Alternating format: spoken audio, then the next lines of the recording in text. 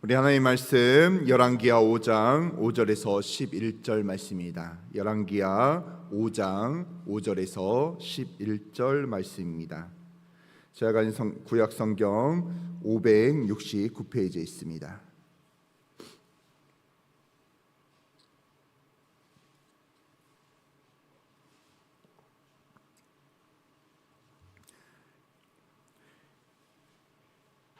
다 차신 줄 알고 우리 한 목소리로 합독하도록 하겠습니다. 아람 왕이 이르되 갈지어다 이제 내가 이스라엘 왕에게 그를 보내리이다 하더라. 나만이 곧 떠날 새 은 10달란트와 금 6,000개와 의복 10벌을 가지고 가서 이스라엘 왕에게 그 글을 전하니 일렀으되 내가 내 신하 나아만을 당신에게 보내오니 이 글이 당신에게 이르거든 당신은 그의 나병을 고쳐주소서 하였더라. 이스라엘 왕이 그 글을 읽고 자기 옷을 찢으며 이르되 내가 사람을 죽이고 살리는 하나님이냐 그가 어찌하여 사람을 내게로 보내 그의 나병을 고치라 하느냐 너희는 깊이 생각하고 저 왕이 틈을 타서 나와 더불어 시비하려 함인 줄을 알라 하니라. 하나님의 사람 엘리사가 이스라엘 왕이 자기 옷을 찢었다함을 듣고 왕에게 보내 이르되 왕이 어찌하여 옷을 찢었나이까 그 사람을 내게로 오게 하소서 그가 이스라엘 중에 선지자가 있는 줄을 알게 하리라 하니라. 나아만이 이에 말들과 병거들을 거느리고 이르되 엘리사의 집 문에 서니 엘리사가 사자를 그에게 보내 이르되 너는 가서 요단강에 몸을 7번 씻으라 내 살이 회복되어 깨끗하리라 하는지라. 나아만이 노하여 물러가며 이르되 내 생각에는 그가 내게로 나와서서 그의 하나님 여호와의 이름을 부르고 그의 손을 그 부위 위에 흔들어 나병을 고칠까 하였도다. 아멘. 오늘 절망 가운데도 하나님의 뜻을 드러내자 두 번째 말씀으로 같이 은혜를 받기를 원합니다. 오늘 본문은 지난주에 이어서 계속된 말씀입니다. 한 여자아이가 아람의 군대 장관에게 잡혀갔죠. 정말 이 여자아이의 입장에서는요 잴 수 없는 일입니다. 그럼에도 불구하고 그의 말 한마디가 나만 장군의 집안을 발칵 뒤집었을 뿐만이 아니라 아람까지도 들썩이게 만든 거예요. 그리고 결국 나만의 나병이 고침을 받았고 그의 치료를 인하여 아람은 더 이상은 이스라엘을 침공하지 않게 되었습니다. 그렇다면 이런 상황에서 우리가 알 수 있는 그런 상황은 무엇일까요? 첫 번째는 하나님은 인생의 최악의 상황에서도 믿음 가운데 믿음을 가지고 있으면 그의 믿음을 사용한다는 것입니다. 오늘 본문에 보면요 그녀는 최악의 상황이라고 말씀드렸어요. 다른 나라의 노예로 끌려갔고 나만 장군 아내의 수종을 드는 사람으로 전락하였습니다. 자유인의 신분에서 노예로 바뀌었다는 것이죠. 어쩌면 최악의 상황이죠. 많은 사람들이 그녀의 인생을 바라보면서요 이제 그녀의 인생은 끝났구나, 이제 별 볼 일 없구나 이런 생각을 했을 것입니다. 그런데 그렇게 최악의 상황에서도요 하나님에 대한 믿음을 지킨 그녀는 하나님께 위대하게 쓰임을 받았다는 것입니다. 그녀가 어떻게 쓰임을 받았습니까? 자신의 여주인에게 나만 장군이 이스라엘의 선지자인 엘리사에게 나아가며 분명히 나병이 고침을 받을 거라는 이야기를 했다는 것입니다. 이 고백으로 인하여 나만이 엘리사를 만나게 되었고요 기적의 회복의 은혜가 임한 줄로 믿습니다. 결국 하나님은요 이 기가 막힌 방법으로 이스라엘을 보호하게 하신 거예요. 정말 어쩌면 아무도 쳐다보지 아니하고 어느 누구나 다 이 여자, 이 어린 소녀의 인생이 이제 끝났구나라고 생각했을 때 하나님께서는 이 아이를 사용해서, 아니요 이 소녀의 믿음을 사용해서 하나님께서 놀라운 일을 이루신 줄로 믿습니다. 그런데 정작 이스라엘에서 부귀와 영광을 누리는 왕은 어떤 반응을 보입니까? 우리 본문 읽었지만 우리 열왕기하 5장 7절 말씀 우리 다 같이 읽어볼까요? 자 시작. 이스라엘 왕이 그 글을 읽고 자기 옷을 찢으며 이르되 내가 사람을 죽이고 살리는 하나님이냐 그가 어찌하여 사람을 내게로 보내 그의 나병을 고치라 하느냐 너희는 깊이 생각하고 저 왕이 틈을 타서 나와 더불어 시비하려 함인 줄 알라 하니라. 아멘. 아람 왕이 나아만의 이야기를 듣고요 이스라엘 왕에게 편지를 보내게 됩니다. 즉 나아만을 당신에게 보내오니 이제 당신이 그 나병을 고쳐달라는 편지였죠. 그러니까 이 편지를 받자마자 이스라엘 왕이 펄쩍펄쩍 뛰면서 옷을 찢기 시작하는 거예요. 내가 나병을 어떻게 치료한단 말인가 하면서 이 이스라엘 왕이 생각했던 것은 이것을 시비 삼아서 아람이 완벽하게 이스라엘에 쳐들어오려고 하는 그런 모습을 보이고 있다고 생각하고 있다는 거예요. 사랑하는 성도 여러분, 왕이면 무엇합니까? 풍요와 만족 속에 있으면 뭐합니까? 지금 이스라엘 왕은요, 믿음이 없어요. 이런 부분에 일이 있을 때 가장 먼저 하나님을 찾고 하나님께 기도하며 하나님의 선지자에게 귀를 기울여야 되는데요, 엘리사의 선지자가 있음에도 불구하고 전혀 그 선지자를 신뢰하지 않는 거예요. 위대한 하나님을 믿었음에도 불구하고 그는 전혀 지금 믿음이 없는 상태로 나가고 있다는 것입니다. 결국 하나님은 누구를 사용하셨습니까? 풍성한 가운데 하나님이 세운 이스라엘 왕을 사용하셨을까요? 아니죠. 믿음 가운데 거한 그 노예의 어린 소녀를 사용하셨다는 것입니다. 아무런 힘도 없고 능력도 없는 그녀가 어떻게 하나님께 쓰임받을 수 있었습니까? 바로 믿음이었다는 거예요. 우리는 좌절이라는 단어를 이렇게 생각할 때가 있죠. 모든 상황이 무너졌다고 생각할 때 안 되는구나, 힘들구나 이런 생각을 할 때가 있습니다. 그러나 어떤 사람은 그 좌절 가운데요 무너지는 사람들이 있어요. 그런데 어떤 사람은 하나님을 향한 믿음을 가지고 하나님께서 나의 삶을 이렇게 무너뜨리지 아니할 거라는 믿음을 가지고 하나님 앞에 온전히 나아가는 자가 있다는 거예요. 이 소녀가 그랬어요. 하나님을 신뢰하는 믿음을 가졌고 하나님을 존중하는 믿음을 가지고 불가능이 없으신 하나님을 신뢰하는 믿음을 가지고 나아갔더니 하나님께서 그 믿음으로 그녀를 사용한 줄로 믿습니다. 사랑하는 성도 여러분, 믿음 없는 자는요 이스라엘 왕과 같은 모습을 드러낼 때가 있어요. 어쩌면 그들이요 풍성하게 풍조하게 살아갈 수 있습니다. 그런데 그의 마음에는요 하나님을 향한 믿음이 없다는 거예요. 전부 다 자기의 힘과 노력으로 성취하려고 하고 있습니다. 기도의 능력을 배제하고 있는 거예요. 허신하는 자에게 어떤 축복이 올 것을 인정하지 않고 있다는 것입니다. 그러니까 시편 126편 5절의 말씀처럼 눈물을 흘리며 씨를 뿌리는 자는 기쁨으로 단을 거두리로다, 이런 말들을 전혀 믿지 않고 있는 거예요. 그러니까 헌신하지도 않습니다. 헌신을 해도 정말 조금 헌신하고 나서요 하나님께 어마어마한 축복을 나에게 내려달라고 이야기하는 거예요.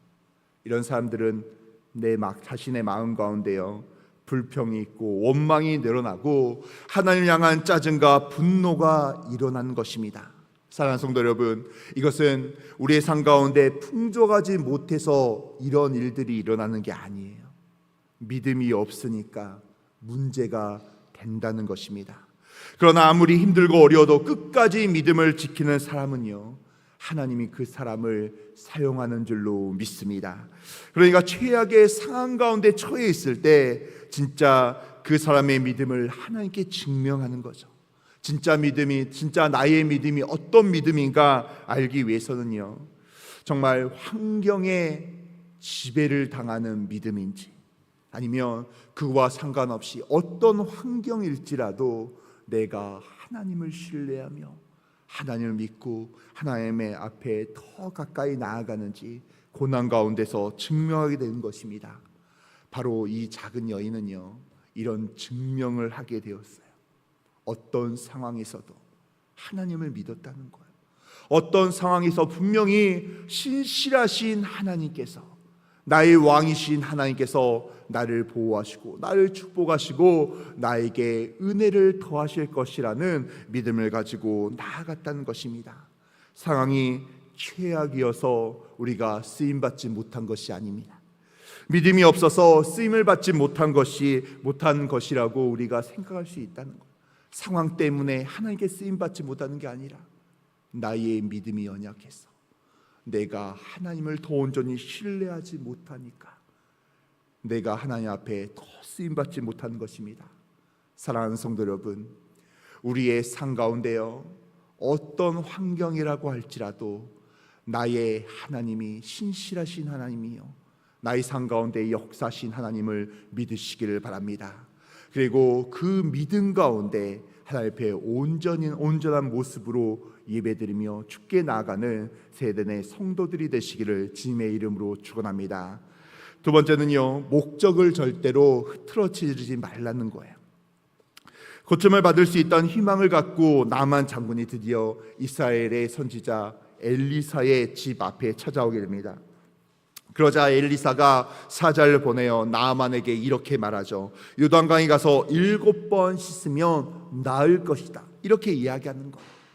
문 밖에 나온 것도 아니에요. 자기 시종에게 말을 전달하라는 것입니다. 그렇다면 나아만의 입장에서는 어떻습니까? 엘리사가 선지자가 이야기했기 때문에 그대로 순종하면 되는 거 아닙니까? 그런데 이 엘리사의 태도에 대해서요, 나아만 장군은 열받아 하는 거예요. 우리 열왕기하 5장 11절 말씀, 우리 열왕기하 5장 11절 말씀을 읽어볼까요? 자, 시작. 나아만이 노하여 물러가며 이르되 내 생각에는 그가 내게로 나아서서 그의 하나님 여호와의 이름을 부르고 그의 손을 그 부위 위에 흔들어 나병을 고칠까 하였도다. 아멘. 지금 나아만이 분노를 내면서 다시 자기 나라로 돌아가려고 하는 이유가 무엇입니까? 나의 생각에는 엘리사 선지자가 나와서 하나님의 이름을 부르며 자기의 나병 위에 손을 얹고 기도할 거라고 생각했어요. 그러면 분명히 낫게 될 거라고 생각을 하게 된 것입니다. 이것이 누구의 생각입니까? 나아만의 생각이었어요. 나아만 생각에는 이렇게 해서 분명히 하나님이 나를 고쳐줄 것이다, 이런 생각을 하게 된 것입니다. 그런데 나아만 장군이요, 왜 엘리사 선지자의 집에 온 것입니까? 고침을 받기 위해서 온 것이죠. 나의 생각대로, 나만의 생각대로 해주기를 바라는 목적으로 온 것이 아니라는 거예요. 바로 나의 나병을 고침을 받기 위해서 지금 엘리사 선지자의 집까지 이렇게 멀리 온 것입니다. 그렇다면 나의 생각이 중요한 게 아니라요, 고침을 받겠다는 목적을 가지고 나아만이 지금 이 자리에 왔다는 것입니다. 그렇다면 그 목적을 위해서 이 엘리사의 선지자의 어떤 말이라도 순종해야 되는 거 아닙니까? 여러분, 우리가 진짜 알아야 될 것이 무엇인지 아십니까? 자기가 여기에 왜 왔는지, 어떤 목적으로 왔는지를 정확히 알고 있어야 돼요. 나아만이 이것을 알고 있었다면요, 이런 실수를 하지 않았을 것입니다. 사람이 왜 엉뚱한 행동을 하는지 아십니까? 목적이 상실되어서 그래요. 우리가 인생 가운데 부자가 되는 것이 우리의 인생의 목적일까요? 우리가 인기를 잘 얻고 존귀한 사람이 되는 것이 우리의 인생의 목적입니까? 아니죠. 절대로 아닙니다. 우리가 이 땅에 존재하는 목적은요, 하나님께 영광을 돌리기 위해서 이렇게 살아간다는 거예요. 하나님께 영광을 돌리기 위해서, 혹시 하나님께서 나에게 가난이라는 어떤 시간을 나에게 허락하셨다면요, 우리는 기꺼이 가난 가운데 거할 수 있는 믿음이 있어야 된다는 거예요. 하나님의 영광을 위해서 우리가 병든 삶이 우리 가운데 어느 구간 가운데 있어야 된다면 우리가 기꺼이 하나님께 순종하며 그 일을 이렇게 나아가야 된다는 거예요. 하나님께서 우리에게 순교를 원하신다면, 하나님의 영광을 위하여 순교를 원하신다면 우리가 아멘하며 순교의 삶을 살아가야 됩니다. 왜 그럴까요? 바로 우리의 목적이기 때문이에요. 하나님께 영광 돌리며 경배와 찬양을 돌려야 된다는 우리의 목적이 있기 때문에 우리가 그 목적대로 살아가야 된다는 것입니다.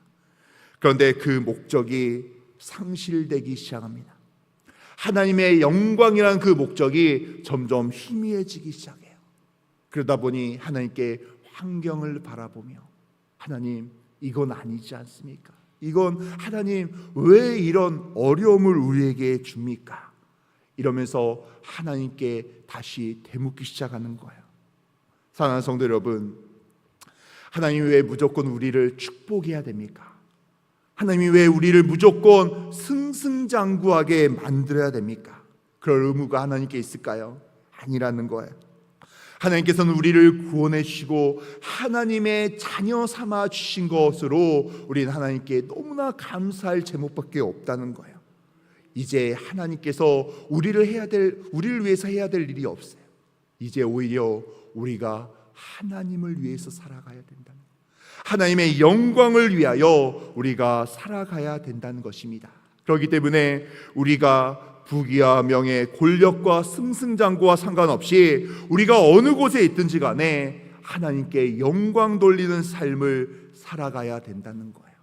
우리가 여러 가지 사명을 가지고 있지 않습니까? 특별히 순장의 사명을 감당하고 있을 때도요, 나의 생각대로 하니까 문제가 되기 시작하는 거예요. 우리가 순장이 되고 순을 인도하는 목적이 무엇입니까? 먼저 제자 삼고, 그리고 나의 순원들이 더 하나님께 가까이 믿음 가운데, 은혜 가운데 거하게 하는 것, 그게 바로 우리의 목적이 아닙니까? 그런데 그런 목적이 상실되면요, 내가 순장으로서 어떤 모습으로 하나님께 나아가야 되는지 이렇게 알지 못하게 된다는 거예요. 어쩔 때는 비본질에 집중하게 되는 거예요. 우리가 지난 주일날 우리 담임 목사님 말씀 가운데 들었죠. 정말로 우리가 신정주의 가운데 하나님의 것을 우리가 바라보고 나아가야 되는데, 우리가 나도 모르게 이 세상의 윤리나 본질이나 인간적인 부분에 매달려 살아갈 때가 있다는 것입니다. 그러면 우리가 하나님이 기뻐하시는 모습으로 살아갈 수 없다는 거예요. 사랑하는 성도 여러분, 우리가 교회에 나오는 이유가 무엇입니까? 우리가 교회를 통하여 내가 더 축복 가운데 거하는 그런 부분이 첫 번째 목적이 아니라는 거예요. 예수님께서 핏값으로 세우신 교회를 통해서 하나님께 영광을 돌리기 위해서입니다. 그렇다면 우리가 어떤 무시를 당하고 어떤 힘듦이 있더라도요, 우리가 하나님의 기쁨 가운데, 하나님의 영광 가운데 우리가 살아야 된다는 거예요. 왜냐하면 그것이 우리의 목적이기 때문입니다. 사랑하는 성도 여러분, 어떤 목적으로 살아가고 있습니까? 나만이요, 엘리사를 만나러 온 목적은 자신의 나병을 치료하기 위해서였어요. 그렇다면 거기에 집중해야 됩니다. 어떤 환경과 어려움과 어떤 부분이 명령되더라도 나만은요, 그 말씀에 순종해야 돼요. 우리도 마찬가지입니다. 우리가 하나님의 영광을 위하여, 하나님을 경배하고 찬양하기 위해서 이 세상에 태어났다면요, 우리가 그 목적을 절대로 상실해서는 안 된다는 것입니다. 사랑하는 성도 여러분, 우리는 어떤 목적으로 살아가고 있습니까? 여러 가지 생각과 방법들과 삶의 모습이 있을 거예요. 그러나 우리 하나님께서는 지금 이 시간 우리에게 말씀하고 있습니다. 나를 찬양하기 위해서, 나에게 영광 돌리기 위해서 어떤 모습으로 살아가고 있느냐?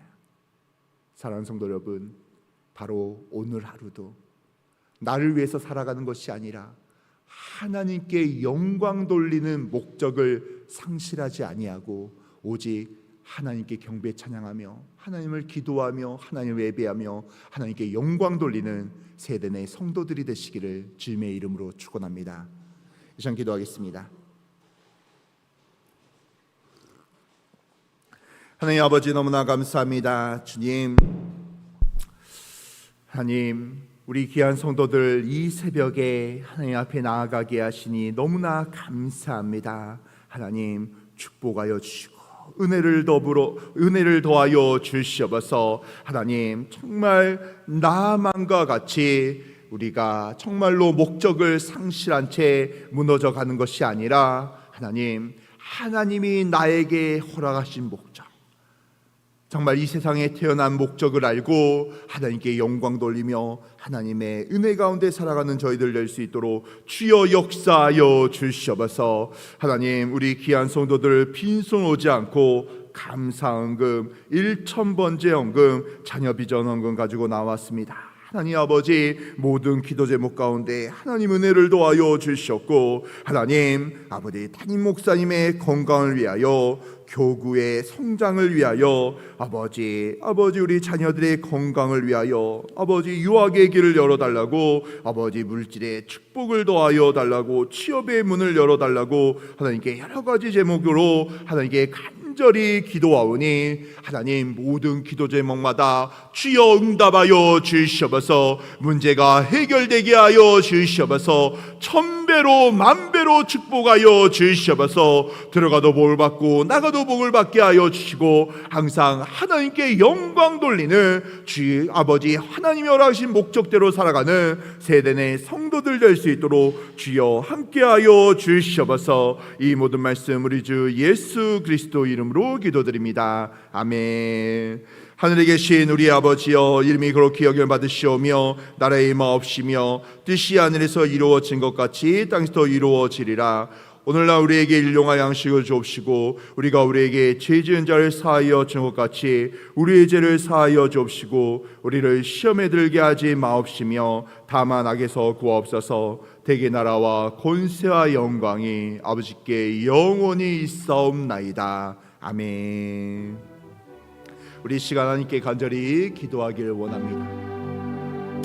하나님, 먼저 우리 사랑하는 담임 목사님을 주여 축복하여 주시옵소서. 하나님, 우리 목사님 아버지 퇴원 후에 계속 강건하게 회복하게 하시니 너무나 감사합니다. 하나님, 우리 목사님 100% 회복되게 하여 주시고 축복의 은혜가 임할 수 있도록 주여 함께 하여 주시옵소서. 하나님, 내일 아버지 일부부터 저녁에까지 하나님의 말씀을 선포하십니다. 아버지 일부부터 강건한 육신으로 아버지 하나님 말씀 선포하게 하여 주시고 아버지 말씀을 통하여 우리 세대의 성도들이 회복되고 은혜 가운데 거할 수 있도록 주여 역사하여 주시옵소서. 하나님, 수능이 얼마 남지 않았습니다. 세대의 자녀들을 주여 축복하여 주시고 지혜와 명철, 이해력, 안교력, 통감과 집중력을 더하여 주셔서 아버지 원하는 대학에 입학할 수 있도록 주여 축복하여 주시옵소서. 아버지, 우리의 아버지 세대내 아버지 사업장과 직장이 있습니다. 아버지 구별하여 축복하시고 하나님의 은혜가 임하게 하여 주시옵소서.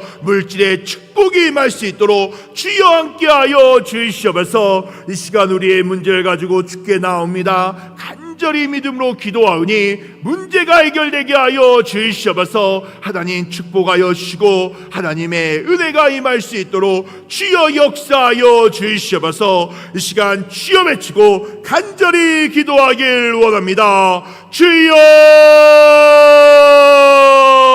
주여, 주여. 하나님 아버지, 아버지 우리 사랑하는 담임 목사님 주여 축복하시고 은혜를 도하여 주시옵소서.